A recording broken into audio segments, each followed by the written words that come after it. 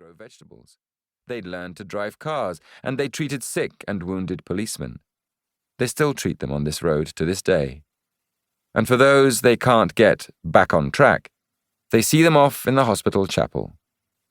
Everything must follow rules. Any process must contain an indication of its future end. In much the same way as any sentence, no matter how many commas it contains, must eventually end in a full stop, an ellipsis, or a more emotive punctuational alternative. This pedestrian, who had lived at the far end of this street for all his fairly eventful years, carried Zamarstynivska with him wherever he went. He had a feel for it, like a good driver's intuitive feel for the size of their car, an immediate sense for which gaps it can enter and which it can't. The pedestrian's face was hidden from the sky by a brown leather hat with a wide brim. Long, grey-streaked hair fell from the hat to his shoulders. The other details need not be mentioned. Except perhaps the tall, seemingly military boots, ruthlessly laced, Ukrainian-made, a dependable model that for the last 50 years had been known as shit-kickers. The Chinese never learnt to make boots like this. They thought it required too much plastic of a certain firmness and quality, and too much coarse leather. By now, the last bastions of shit-kicker production were Belarus and Transnistria. But there were still lone craftsmen here in Lviv who were able not only to pierce the thick, thick slab of hog leather by hand with a gypsy needle, but also to bind the boot's upper section tight to its lower counterpart, tighter than the Soviet government had ever quite managed over almost 50 years to bind Western Ukraine to the east. Those same craftsmen can tell, just from the sound of the wearer's steps, if the cobbler has struck a wrong note, or if the shoe has been made by a true virtuoso. Both souls, after all, should ring out in unison. And in Lviv, a city with a subtle sonic culture, that takes on a particular importance.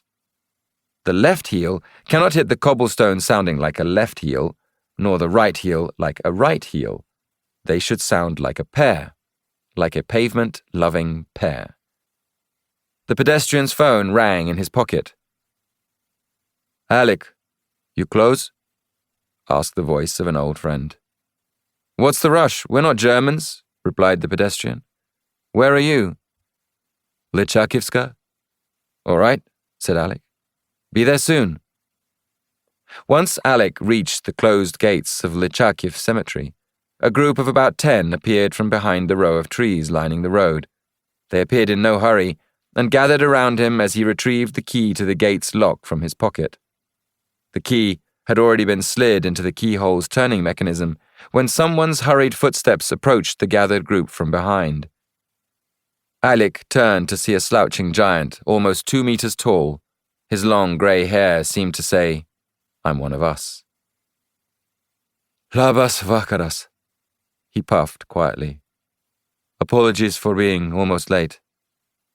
"Odrius," Alik voiced his surprise, taking the measure of the giant with a quick glance from head to sharp-toed shoe. "Train?" "Yep. Via Kiev." They all rushed over to give Odrius a hug. "You've not been in ages," Alik said. He looked back to the gates to finish turning his key, watching as the steel bolt jumped from its chamber. They walked through the graveyard in silence. At the top of a hill, they surveyed their surroundings. Alik waved them all over and led them in single file between graves and railings. They stopped at an iron crucifix, which seemed to be deliberately hidden from view by the trunk of an old tree and 2 overgrown bushes. There were no railings here. The long-haired and mature gathering crowded around the unassuming grave. Neither first name nor surname were legible on the rusty plate affixed to the center of the cross. One of the group squatted before it, his knees pressing into the edge of the burial mound, and pulled a plastic bag from his jacket pocket, unfolded it, placed a small tub of white paint down on the grass. A paintbrush appeared in his hand. His steady hand splayed oily white letters over the plate. Jimi Hendrix, 1942 to 1970. A twig snapped in the windless silence.